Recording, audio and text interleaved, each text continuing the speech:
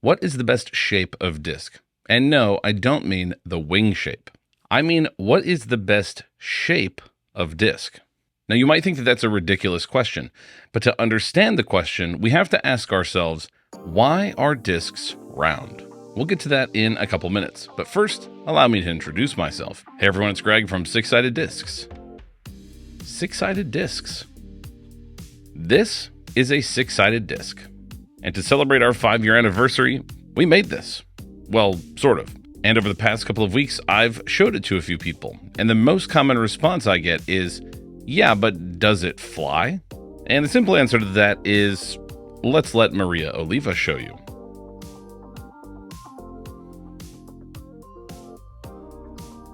All right, that's cool and everything, but there's a lot more to this story than just one hexagonal disc flying a mildly overstable flight.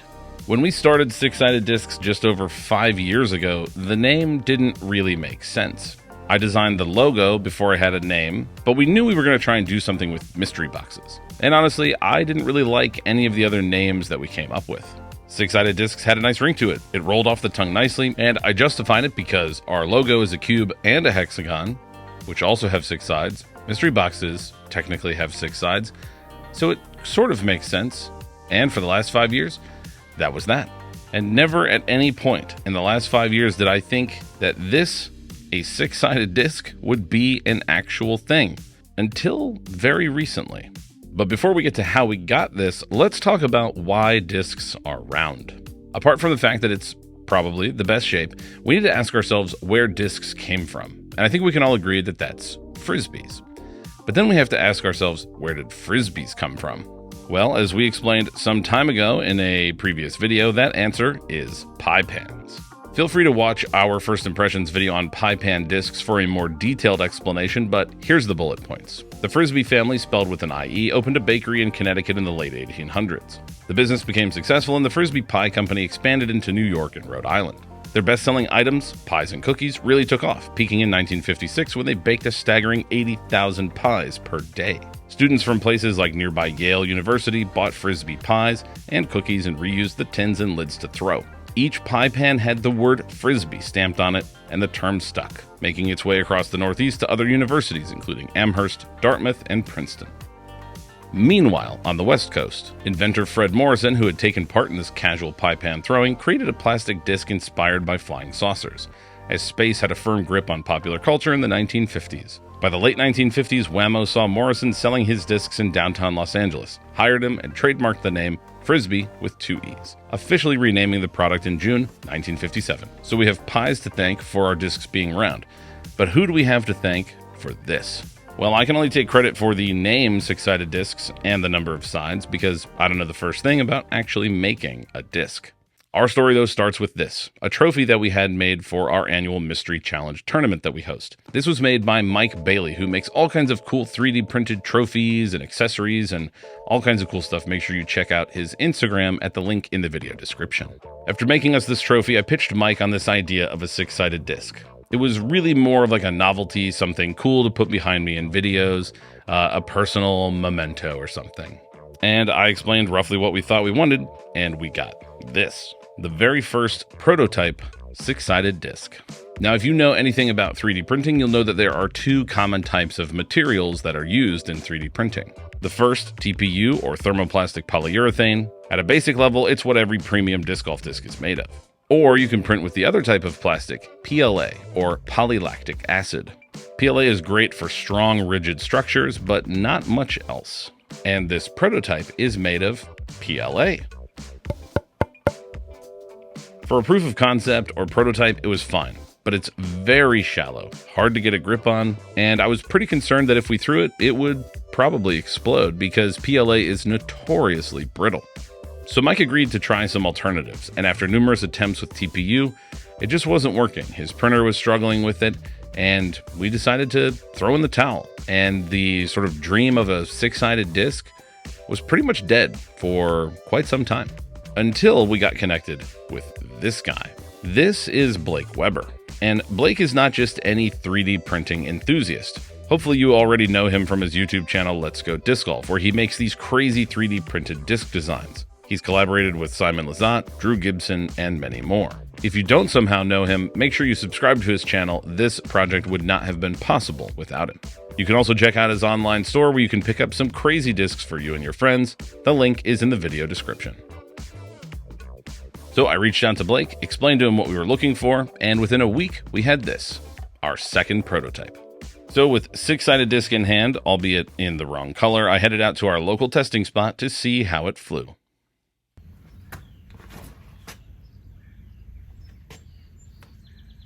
It flies great. And to say that I was impressed would be a massive understatement. So we continued to put the prototype through its paces, and it continued to impress. It fought out well on forehand anhyzers. Even with Josh's power, it flew really well.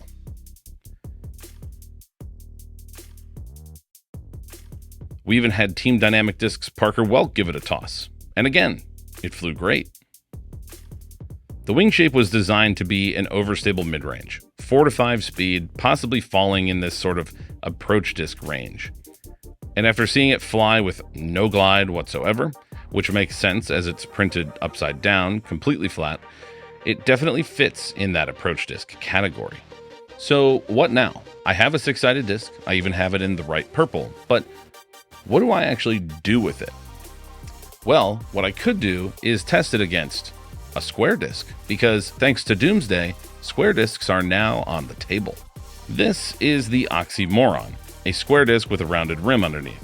It is not PDGA approved, but the shape of it gives it some very unique flight characteristics. So much so that Doomsday has added a whole new flight number to it called Lift. Now the Oxymoron gets an unexpected lift, especially late in the flight. And that's something that you obviously don't get with normal discs. And if I start to embrace the Doomsday way of thinking for very long, I start to question why. Why have we never made non-circular discs before? And no, I'm not talking about the Turbo Putt. I mean, is the PDGA afraid of other shapes? Is there some kind of big conspiracy going on here? Is Big Circle behind this? Pulling the puppet strings at the PDGA, saying you can only have round discs? I bet that's what Big Circle wants you to think. Okay, but for real, what if there were other shapes? What if those pie pans weren't circular? What if they were square pies, triangles, octagons, or hexagons? Because, as we know, hexagons are the bestagons. What if they wanted more crust? You ever see those brownie pans, only edges? So, we're going to put up our 6-sided disc against, not the Oxymoron, but this square disc, because they have the exact same wing shape. And we'll also test it against this circle, also with the same wing, because that's what Big Circle demands of us. But that's not enough. Not even close. So I ask one more time, what is the best shape of disc? Is it a circle, a square, a hexagon, perhaps a pentagon? What about an octagon? A trapezoid? How well do we know our shapes? This one's a rhombus, an oval, a triangle, a star. All 10 of these discs have the exact same wing shape. And all 10 of them are as close as we could possibly get the weights to be while still being all these different shapes. So the only difference is the shape of the disc itself. There's one other thing about them that's a bit tricky: how to grip them. Because, well, some of them are much more grippable than others. So to be extra thorough, we will be throwing these on backhands, forehands, and yes, even rollers to find out which shape is best at what. And we'll begin with backhands and our control shape, the circle. And this is our first opportunity to really spend some time getting up close and personal with the design that Blake did for us. Most 3D printed discs are easiest to print upside down. Therefore, we have a flat top with a chunky design. And despite this being quite a bit taller than my beloved Castoplast yarn, it fits comfortably in a forehand or backhand grip. Well, at least the circle does. And the circle's flight on backhand is pretty much right on target with what you'd expect from a flat top, chunky, overstable approach. It has virtually no glide, it's very overstable, and it gets pretty far to the left. And like I said, the challenge now becomes for every other shape, how do we hold it? And to be honest, the square doesn't feel too bad in the hand, but the flight itself has more than enough strangeness to go around. Similar to Doomsday's Oxymoron, it just creates so much lift. As it flies where you might expect to see like extra high-speed turn, it seems to opt for high-speed lift instead, pulling up before stalling out and fading more backwards than left. And this lift can create some pretty bizarre flights like this one, where Josh releases it just a little bit nose down, but the lift pulls it back up and manages to get kind of a normal flight. So from one four-sided shape to another, let's take a look at a trapezoid. The trapezoid's grip is essentially the same as the square, but will its asymmetry make it fly any differently? Not really. Thrown flat, it once again just lifts up until it stalls out. But on a larger Anheuser angle, it shows us a more familiar flight, just slowly panning out. And from a variation on the square to a variation on the circle, let's take a look at this. The oval. Probably one of the best feeling in the hand of all the discs that we had made. There's something about having this like extra weight that feels like it's creating an extra snap when you go to throw it. But for some reason, all the stability of the circle is gone. And something about how the oval cuts through the air creates much more understability. Remember, this is the exact same wing shape. And now instead of a beefy approach, we have more of a straight to understable mid-range. And that makes me wonder what'll happen if we take a square, stretch it diagonally into this. This is a rhombus. It has narrow rounded points on either end, creating a similar feel in the hand to the oval. It really feels like you can swing that weight around to get a ton of spin. And while the oval became more understable than the circle, the rhombus does the opposite. And while the square and trapezoid weren't exactly overstable until they actually stalled out, the rhombus keeps the lifting action, but it combines it with overstability for these crazy sweeping hyzer shots. By far, one of the most interesting shots that we've found from any of these unconventional shapes came from the rhombus as well. Here on a steep backhand Anheuser, the rhombus swings right, and as it tries to get back to flat, the square shape is generating lift while it turns, preventing it from falling, until it can just no longer maintain flight, and it stalls out and falls straight down. And just imagine an obstacle here, a couple trees or bushes, and on a backhand air shot, you can get it around and drop right on top of a basket. Unreal. That is just not a shot that normal discs can do. Now, so far we've stuck with round or four-sided shapes, but let's mix things up and add an extra side and see what a pentagon can do. First things first, as you add corners to these discs, the grip changes subtly. The rim length on each segment is smaller, so you find yourself getting a hold of corners that may or may not be useful. But the big question here is, does adding just one more side really change the flight all that much? In short, yes. The lift from the square is basically gone, and the overstability of the circle is nowhere to be seen. Instead, we seem to have something a lot closer to the oval.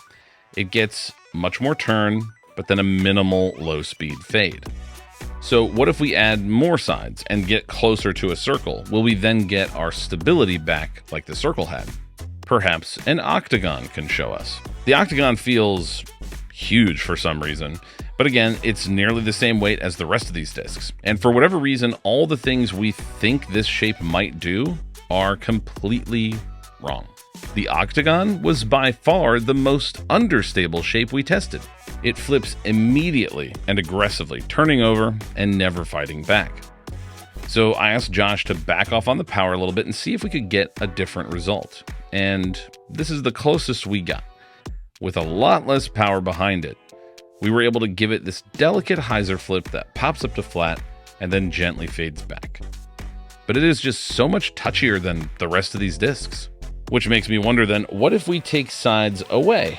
Yep, it's time for the strongest shape, the triangle.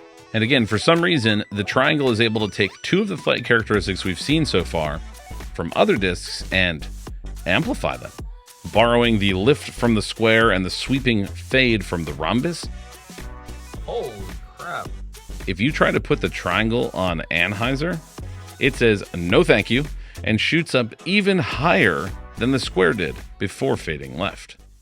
Okay, so what if we like add a couple sides, take some other stuff away, use some of what's here, and then add and subtract to, I don't know how to segue to this. We made a star. Yeah, so the star is almost certainly going to be the hardest to get a grip on. There's like all these points and angles. They're unavoidable. But once you find something that sort of fits your hand, you can get this. Another variation on the lift plus overstability combination. This time, though, the star likes to go more left than up, but it creates enough lift that it flies like more like a boomerang. Sweeping left, great for these like swinging around and obstacle type shots in the complete opposite direction to the rhombus Anheuser that we saw earlier, which finally takes us back to our comfort zone, the hexagon. And after all the bizarre shots we've seen so far, I'm suddenly nervous for our hexagon, even though I've already seen it fly. The triangle, square, trapezoid, rhombus, and star all have this crazy lift to them. The circle was beefy, but the oval and octagon are like neutral to understable, and the pentagon's somewhere in the middle. So logically, it would make sense that the 6-sided hexagon would fit perfectly between the 5-sided pentagon and the 8-sided octagon, right? Well, logic doesn't have anything to do with it. All I know is that it flies great. From Heiser, Josh is able to get it to flip only to flat before that reliable fade kicks in. Here, Maria Oliva throws it flat and gets a gentle but consistent fade. While Connor O'Reilly puts it on a huge Anheuser angle here at hole 1 at Idlewild, and it slowly holds that to pan out nicely. Off the tee in a tailwind and on a bit of Anheuser, the hexagon has plenty of stability to fight right back. And on backhand approaches, this low glide and overstability makes it accurate for Kyle Klein and for me. Even Mr. Disc Golf Expos himself, Ben Kenny, gets a beautiful backhand flight right over my head.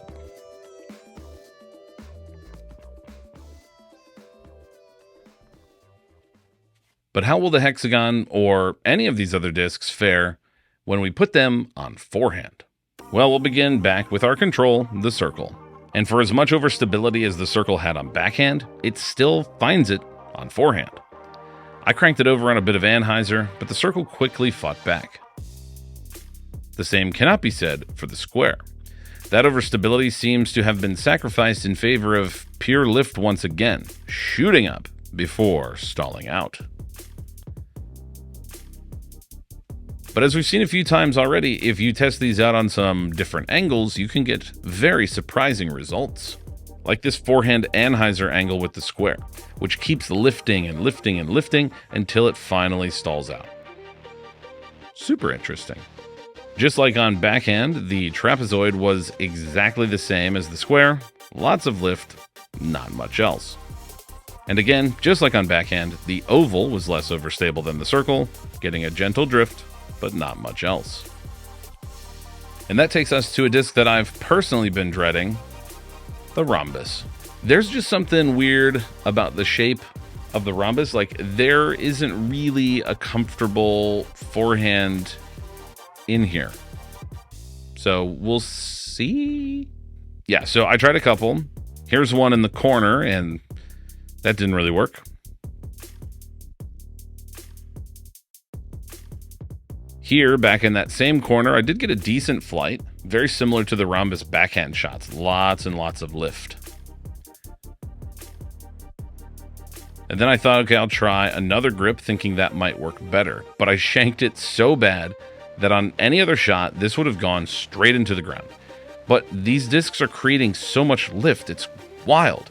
It results in this crazy, like, worm burner of a shot, hovering just inches above the ground. Honestly, the only grip that feels right is to just shove your thumb in here and let it rip. So I thought maybe a thumber.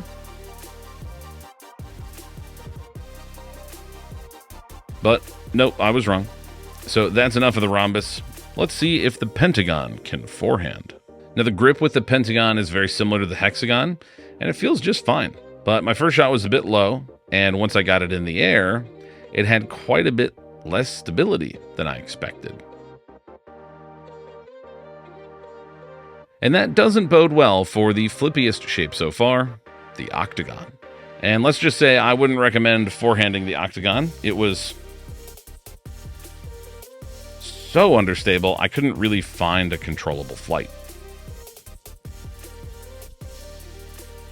So thus far, it doesn't seem like any of these shapes are really performing differently on forehand versus backhand. And the triangle is no different. It gets a crazy amount of lift before fading out, just like before. But when it comes to forehand grip with these discs, the star is king.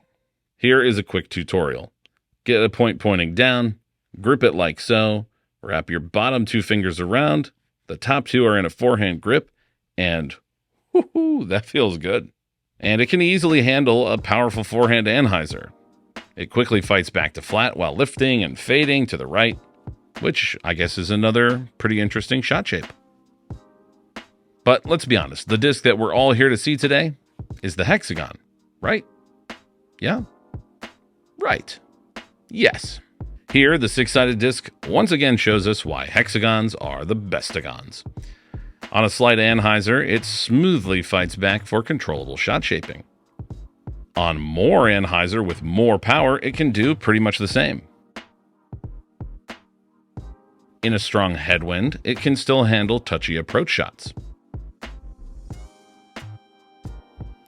And it didn't explode when it hit this tree. And no, I wasn't scared. The hexagon is such a superior disc shape that in just 3 attempts, Sullivan Tipton threw it into this basket.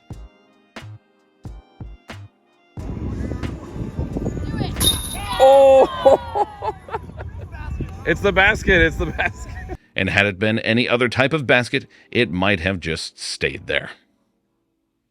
So the hexagon's awesome, but which one is the best roller? Well, I'll spare you a detailed analysis here, and rather than watching all of these try to roll in slow motion, let's just say that wheels are round for a reason. So, in our completely unbiased and impartial opinion, and after thorough analysis, we can safely say that the 6-sided disc is hands down the best shape for a disc. To all the other companies out there, I say goodbye circles. To Doomsday, I say nice try with the square, but better luck next time. And to the PDGA, I want to say thank you for taking the time and being open-minded to changing your approval rules and believing in our vision, because we are so excited to announce that...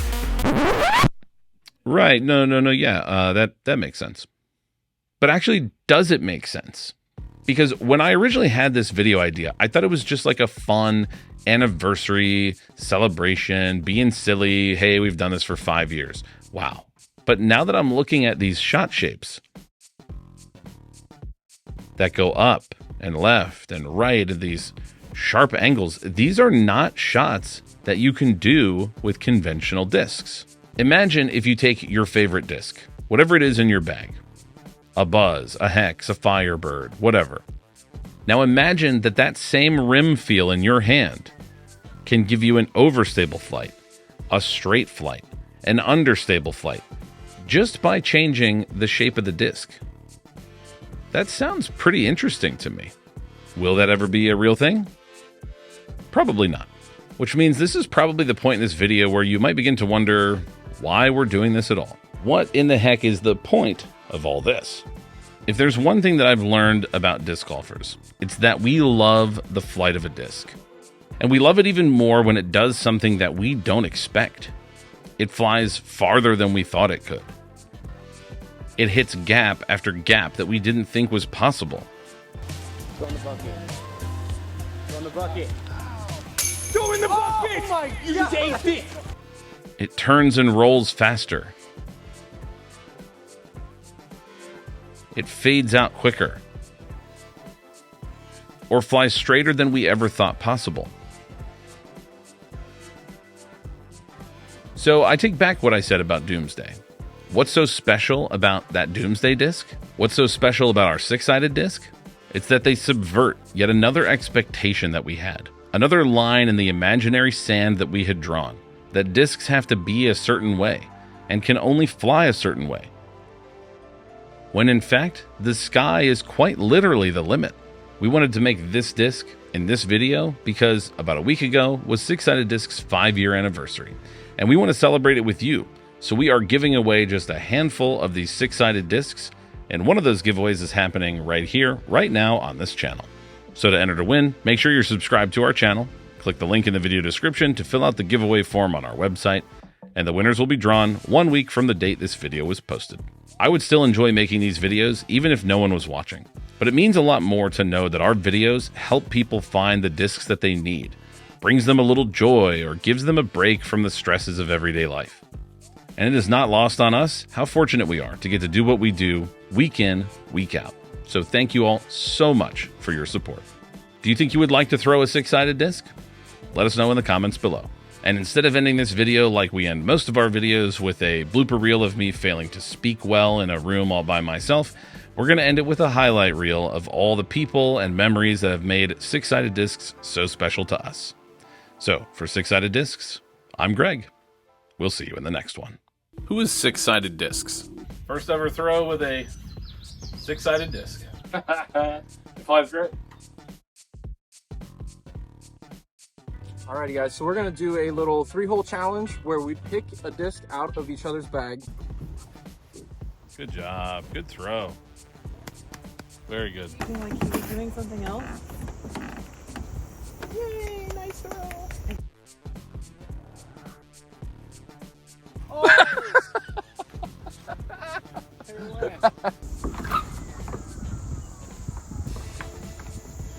That's pretty good.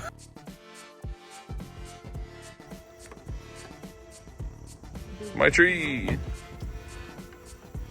There you go. Not bad. Good job.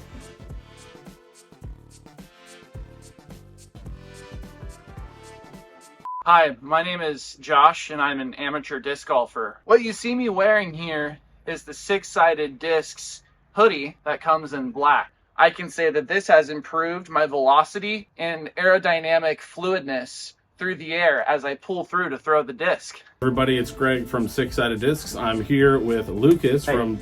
Oh, hey. Terry, thank you so much for joining us. I appreciate it, Greg. The disc is in the details. Yeah, you forgot about the barbecue sauce. What state are we in? Oh man, I don't want Jeff Spring's job. He has just the job. It really pushed not only my own stamping capabilities, but the limits of the machine. Ollie Simonson. Here. There you go. That's exactly how it flies, though. Make sure you show him some love in the comments below. We're excited to have him on board. Oh, great. Great.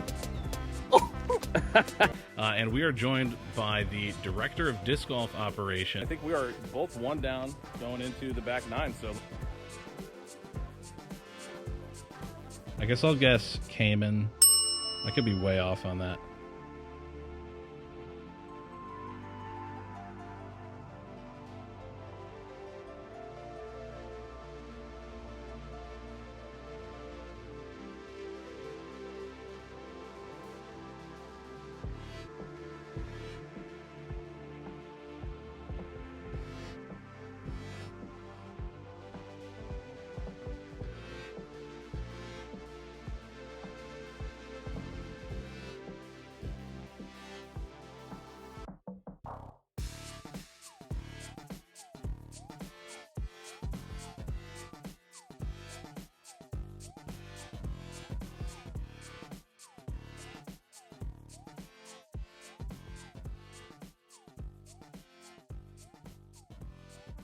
All right, check this out.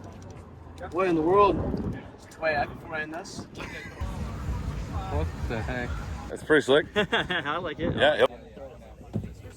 What? Think it'd be really funny. Oh, my goodness. Well, you've never seen something like that.